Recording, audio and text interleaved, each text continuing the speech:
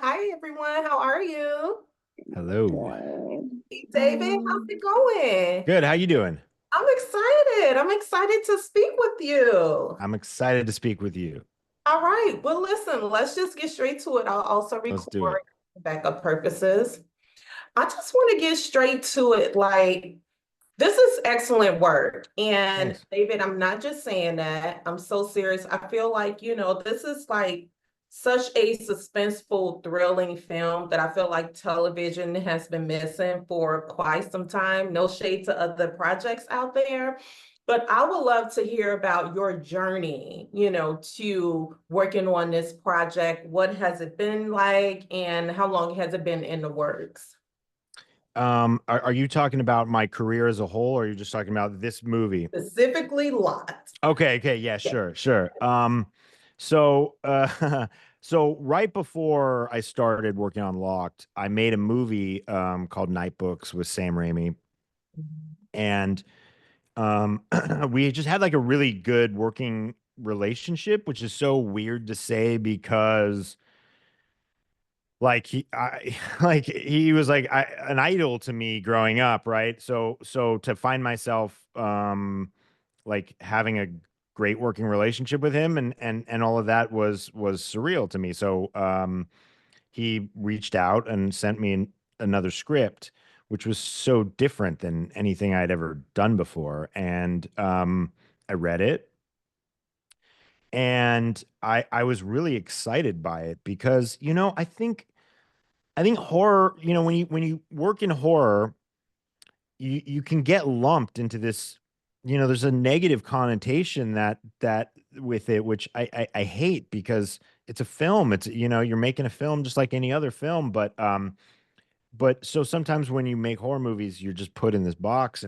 and Sam was nice enough to sort of see, that maybe I could take on some other roles and maybe do a thriller and really elevated, really character driven thriller. And so by sending it to me, I took it as a huge compliment from him, and I read it, and I got really excited about making it, about trying a new muscle, about sort of pushing myself. And it's funny because I really wanted to make a tense movie. I wanted the viewer to be on the ride with Eddie, to be Mhm. stuck in that car with him, and to just be on the edge of your seat the entire time, like holding your breath, not knowing what's going to happen. Yes.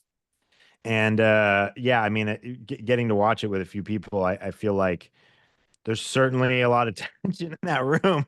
And it's really exciting. It's a fun thing. Like, it's a great theater movie because you Yes. hear the audience make sounds, you hear the gasps, you feel the tension. It's like it's cathartic to have that experience with other people.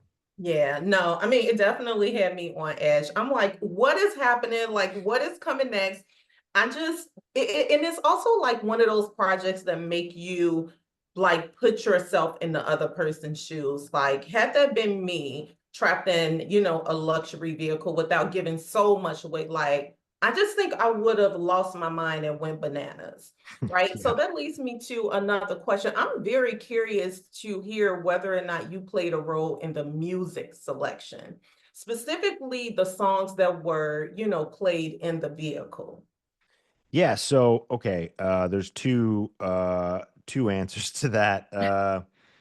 So um the score itself, Tim Williams, who did Brightburn for me, is an amazing composer.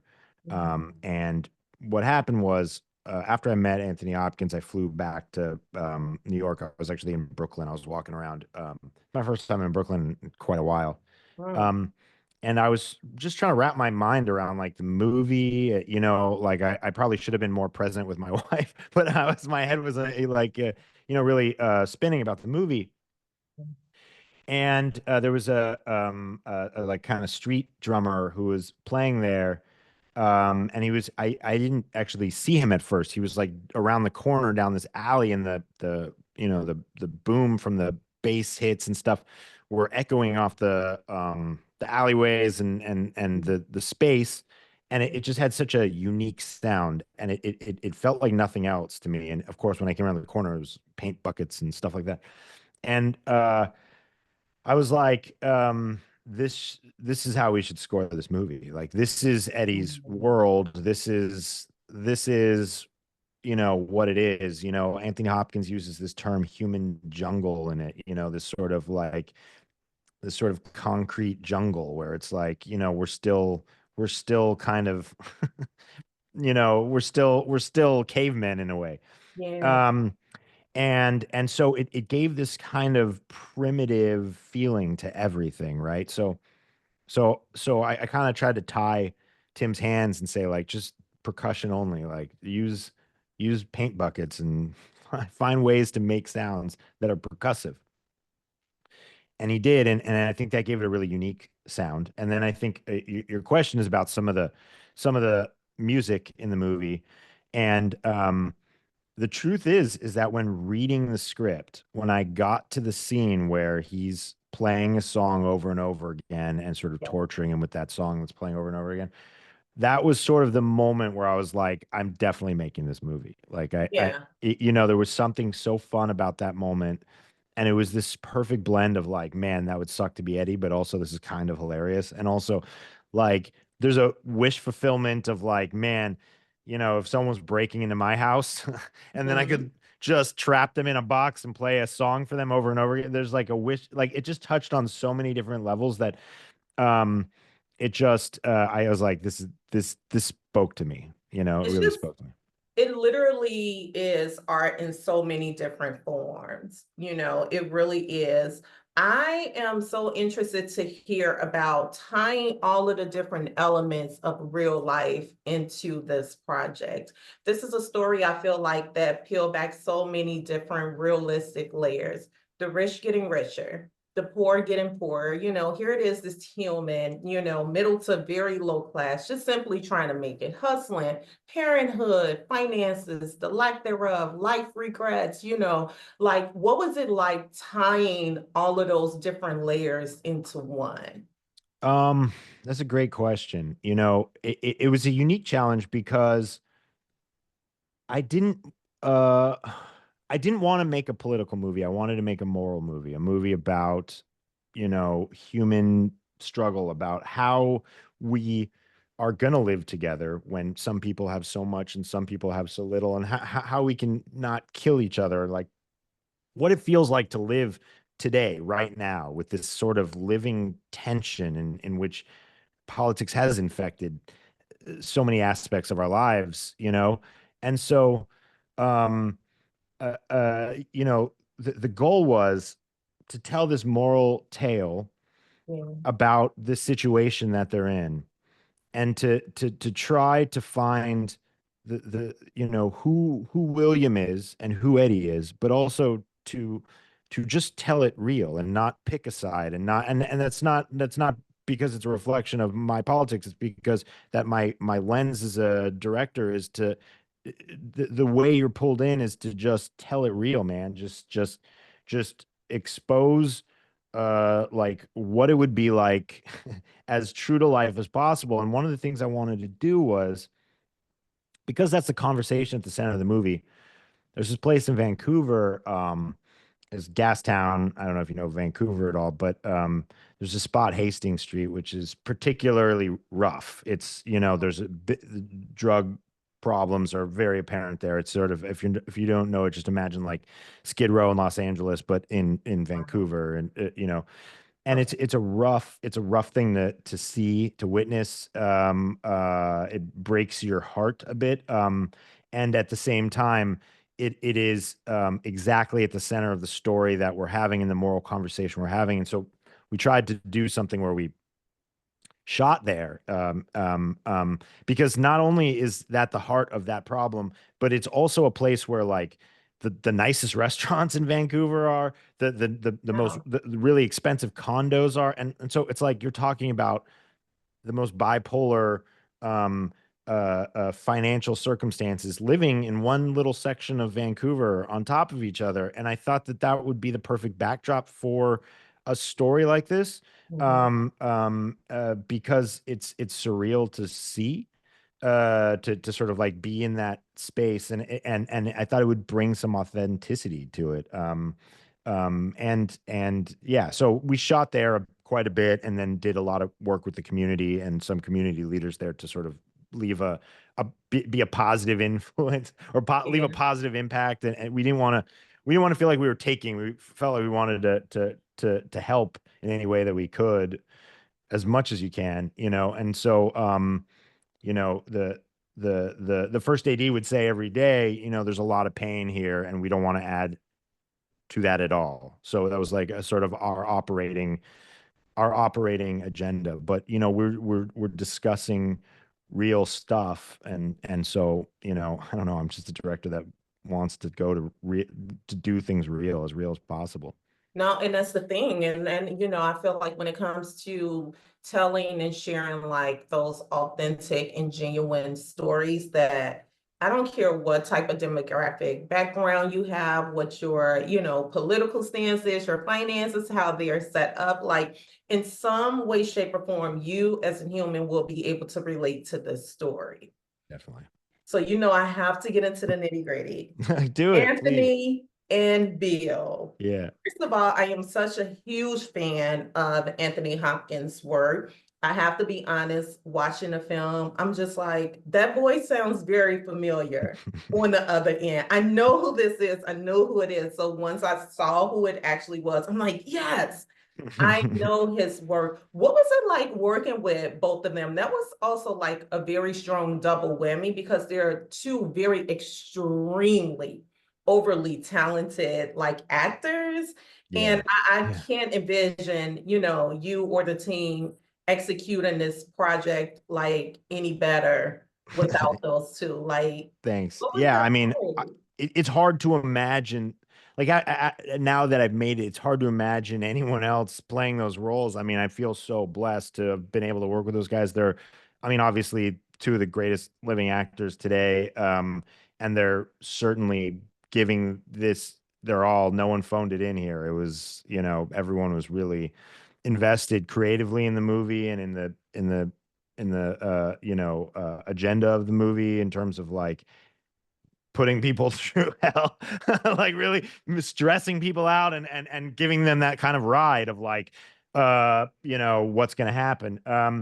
And it was incredible. I mean, the day that there's a showdown between these guys, and I'm trying to be a little vague about it, but there's certainly a showdown, and the days with which we filmed that in, it felt like we captured this magic, and it was really wild to see, because it's a rare thing, but there's this electricity that can happen on set, and it's like, the crew was texting me, like crew members would come over, they'd be like, it was wild to just be here to see that. Like, you could just feel there was like an electricity, um, and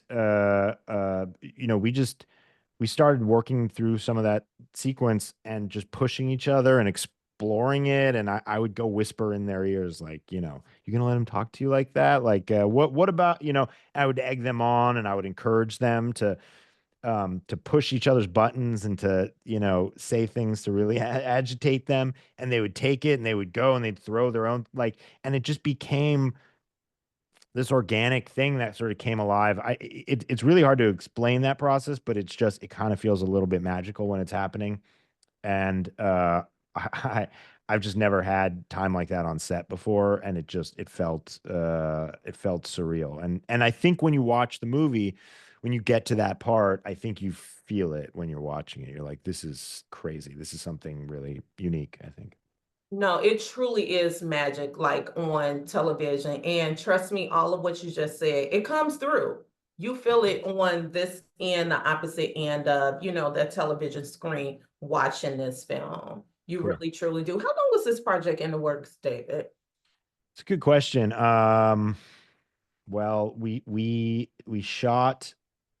Oh, you know what? Now I remember. So, um, we were supposed to start in January 23, but Okay. it was challenging. You know, it was an indie movie. We didn't have a studio behind us, so we had to set it up. And so then there was a strike, and then strike started offering waivers to say like, hey, if you're an independent movie, you know, come make a movie, because that's I guess our whole point against the studios is that we don't need you, you know. And so they started allowing people to make indie movies with actors, and so we were a waiver movie, a late waiver movie. So like we actually didn't shoot, like by the time we started shooting, the strike was over. But so we shot quarter like for 23, and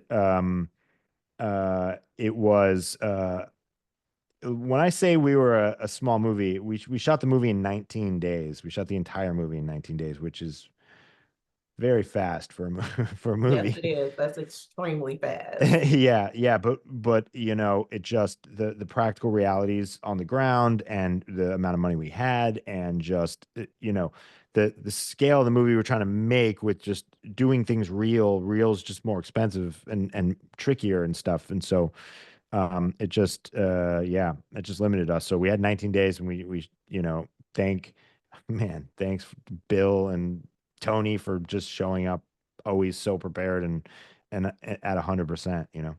Oh my God. So as we wrap, I have three quick fire questions for you. Being that Let's you do it. are a lover of horror, thriller, type action films and projects and all of the Definitely. things, what is your absolute favorite horror film of all times? Oh, that's such a tough one, and it changes all the time. But like my Mm, default go-to is probably like In the Mouth of Madness. I love that movie. I love that world. I love what they do. In the Mouth of Madness. I guess I'm gonna say John Carpenter. It's like almost like if John Carpenter and Stephen King's heads were like slammed together into one movie, with like Lovecraft in there also. Like it's just I love it. I think it's incredible. Are you more of a movie or television series type guy? Whoa. I guess it depends. I mean, I think I'm a movie guy, because I'm intensely visual, and so the cinematic, like it's just, when it comes to like the filming process, and the, you know, I'm just drawn into the complexities of that, you know, and that often comes to movies before it comes to TV. And I have to know, last question, guilty pleasure, gummy bears, cookies, and whiskey bourbon. What's that? What was the third one?